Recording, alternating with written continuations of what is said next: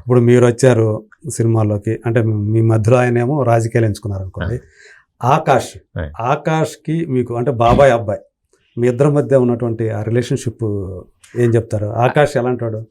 తను కూడా బాగా అంటే చదువు మీద కంటే నాకు ఎక్కువ యాక్టింగ్ మీద ఇష్టం అని చెప్పాడు, చిన్నప్పుడు చెప్పేశాడు. చదువు మీద కంటే కాదు సార్, దీని మీద ఎక్కువ.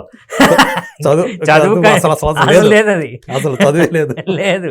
ఎందుకంటే అప్పుడు third year fourth year sir, అంటే చిన్న పిల్లడు, అప్పుడే హీరో అనేవాడు. నేను హీరోనే, ఎప్పుడు 18 వస్తుందా అని వెయిట్ చేసేవాడు. అంటే 18 ఏళ్ళు ఆ లైన్ ఒకటి గీశారు ఆయన. అదే అండి, అంటే నువ్వు 10th పాస్ అయిన తర్వాత లేకపోతే ఇంటర్మీడియట్లోనూ అప్పుడు కదండి హీరోగా అవుతారు. ఒక స్టేజ్ అది ఎప్పుడు అవుదామా అని వెయిట్ చేస్తున్నాడు, అంటే ఆ ఏజ్ ఎప్పుడు వస్తుందని. కరెక్ట్, ఇంట్రెస్ట్ అండి. సో ఆ అబ్బాయి కూడా ఇప్పుడు 2-3 సినిమాలు చేశాడు కదా. చేశారు. తను కూడా ఒక మంచి బ్రేక్ కోసం ఎదురు చూస్తూ ఉన్నాడు.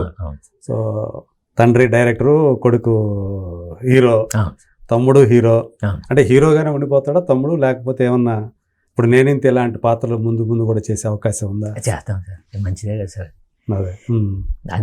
అదేం లేదు సార్. అంటే నాకు వచ్చినవి కరెక్ట్గా రాలేదు, మధ్యలో వచ్చినాయి సార్. ఓకే, క్యారెక్టర్స్ వచ్చినాయి సార్. ఓకే, ఇప్పుడు భైరవం అని ఒక సినిమా జరుగుతుంది. అవును సార్, మనం చూసాం. అవును sir. So Sai Srinivas hero main. So Ramalakshman లాంటి 2 క్యారెక్టర్లో నారా రోహిత్ గారు, మనోజ్ చేస్తున్నారు. సో ఆ టైప్ ఆఫ్ మంచిదే కదా సార్. ఎప్పుడు మంచి. నేను 2వ సినిమా డేంజర్ కదా సార్. డేంజర్ మీరు చేశారు, 2వ సినిమానే చేశాను కదా సార్. డేంజర్ అంటే ఆ జానర్ వేరు కాబట్టి ఏదైనా సరే కాంబినేషన్ కదా సార్. అప్పటికి నరేష్ గారు సూపర్ హిట్లు కొట్టి ఉన్నారు ఆయన. సో కలిసి చేసిన సినిమా 2వ సినిమానే చేసాం, అదేం లేదు సార్. మధ్యలో కూడా కుదరలేదు సార్, అంతే. మధ్యలో కూడా కాంబినేషన్స్ చాలా అనుకున్నాం, కాకపోతే సెట్ అవ్వాలి ప్రాజెక్ట్స్, అంతే. ఓకే, మీకేమైనా పొలిటికల్ ఇంక్లినేషన్ లాంటిది ఏముందా? ఏం లేదు సార్. ఒక మీ 2వ అన్నయ్యకి మాత్రం అదే ఉంది సార్. ఓకే, ఏంటి ప్రస్తుతం తన పరిస్థితి ఏంటి? మీకు తెలిసిందే సార్. తెలిసిందే. మళ్ళీ అంటే అదే పార్టీలో ఉన్నారా లేకపోతే? అంతే, ప్రజెంట్ అంటే యాక్టివిటీస్ ఉంటాయి కదా సార్, అది చేయాలి కదా. ఇప్పుడు ఈ ఒక పథకం ప్రకారం దీని తర్వాత ఏం పథకాలు ఉన్నాయంటే ఏం చెప్తారు సార్? ఈ ఫస్ట్ 7th ఎల్లుండు ఈ పథకం అయిపోతుంది సార్.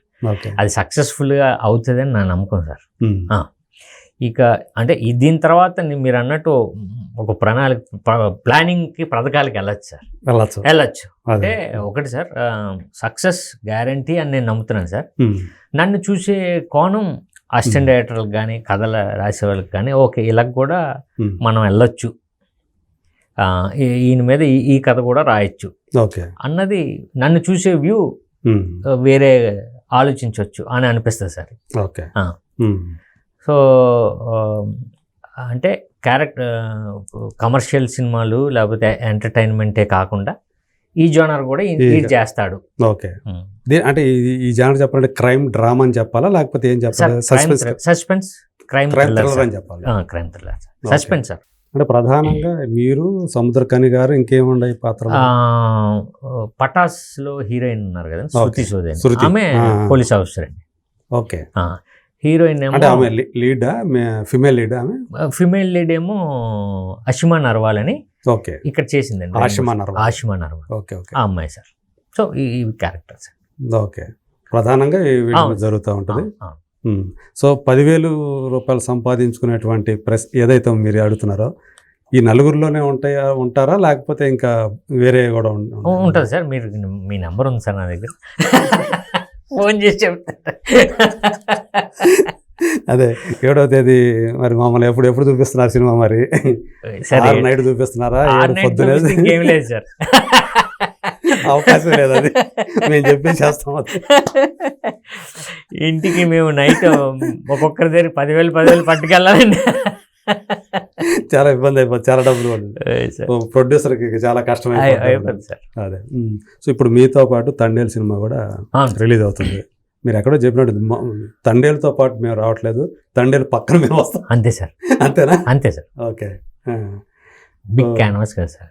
అవును, అది చాలా పెద్ద బడ్జెట్ సినిమా. పెద్ద బడ్జెట్లు పబ్లిసిటీ గీత ఆర్ట్స్ లాంటి పెద్ద బ్యానర్ నుంచి వస్తున్న సినిమా. అంతే సార్. ఇప్పుడు ఒక టౌన్లో ఒక 5 థియేటర్లు ఉంటే ఒక థియేటర్ మాది ఉంటుంది, 4 థియేటర్లు అది ఉంటుంది సార్. సో అంతే ఈక్వేషన్ అదే కదా సార్. అదే. సో ఆ నిష్పత్తిలో సినిమా విడుదలవుతుంది. సో పుష్ప 2 అనే సినిమా మన తెలుగు సినిమా ఖ్యాతిని పెంచిన మరో సినిమాగా చెప్తూ ఉన్నారు. అంటే దేశంలో చూసుకుంటే దేశీయంగా ఇండియాలోనే అత్యధిక వసూళ్లు సాధించినటువంటి సినిమాగా ఒక రికార్డు క్రియేట్ చేసిందని చెప్తున్నారు. అలాంటి సినిమా మన దగ్గర నుంచి వచ్చినందుకు, అది కూడా పూరి జగన్నాథ్ గారి స్నేహితుడు లాంటి సుకుమార్ గారి నుంచి వచ్చినందుకు ఎలా ఫీల్ అవుతున్నారు? ఆ సినిమా తర్వాత ఏర్పడిన పరిస్థితులు అల్లు అర్జున్ గారిని తలుచుకుంటే ఏమనిపిస్తుంది మీకు? సార్ నేను థియేటర్లో చూశాను సార్ సినిమా పుష్ప.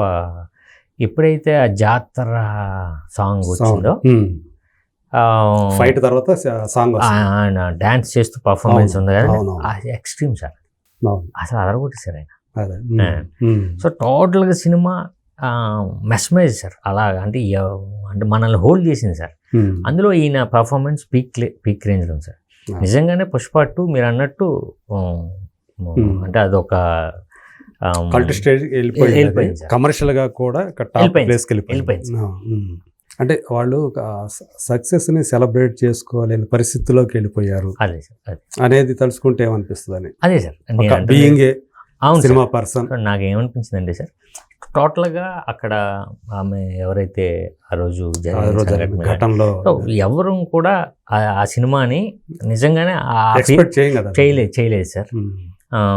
మీరు అన్నట్టు ఆ సక్సెస్ ఉంది, కాకపోతే మనకి ఇక్కడ ఇది ఉంది, ఒక ఫ్యామిలీ స్ట్రగుల్ అవుతుంది ఫీలింగ్ ఉంది. నిజమే సార్. ఇప్పుడు పుష్ప బాగుంది అని నేను అనుకున్నా, బట్ అప్పుడు ఆ ఇన్సిడెంట్ మనకి గుర్తొస్తూ ఉంది. అది అంటే ఎక్స్పెక్ట్ చేయలేనిది అక్కడ జరిగింది.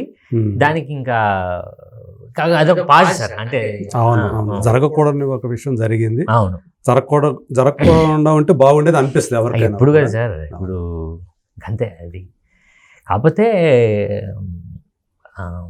నేను నిజంగానే ఇది ఆ జాతర ఎపిసోడ్ మాత్రం నాకు అవును ఆయన అంటే పూనకమే. పూనకం అంటారు అందులో ఆయన పూనకం వచ్చింది. అదే అంటే పూనకం కాదు, ఒక రకం డాన్స్ చేసేస్తారు కాదు సార్. అంటే యాక్టింగ్ పూనకం వచ్చింటారు కదా, అంటే అందులో వెళ్ళిపోయారు. అవును. సో గ్రేట్ అండి. అదే అంటే ఒక హిస్టరిక్ మూమెంట్ లాగా వచ్చేస్తుంది. నాన్ ఎస్థెటిక్ థింగ్స్ అని ఒక ట్విట్టర్లో ఒక హ్యాండిల్ ఉంటుంది, అది ఇక్కడది కాదు, ఫారిన్ హ్యాండిల్. దాంట్లో లాస్ట్ ఆ పుష్ప 2లో ఉన్నటువంటి ఫైట్ ఉంటుంది కదా, రప్ప ఫైట్, క్లైమాక్స్ ఫైట్, దాన్ని షేర్ చేశారు వాళ్ళు.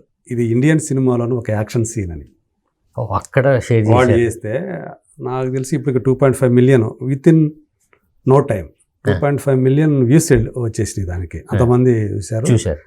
కింద ఈవెన్ ఫారినర్స్ ఎక్కువ హ్యాండిల్స్లో కామెంట్స్ అని కూడా, మార్వెల్ సినిమాల్లో కూడా ఈ రేంజ్ క్రియేటివిటీ చూడలేదు, యాక్షన్ ఇది ఏ సినిమా ఎక్కడ గమనించలేదు అంటే, మళ్ళీ మరి అరౌండ్ 2.5 మిలియన్ వ్యూస్ వచ్చిన దాంట్లో ఇండియన్స్ ఖచ్చితంగా ఉంటారుగా, వాళ్ళు పెట్టారు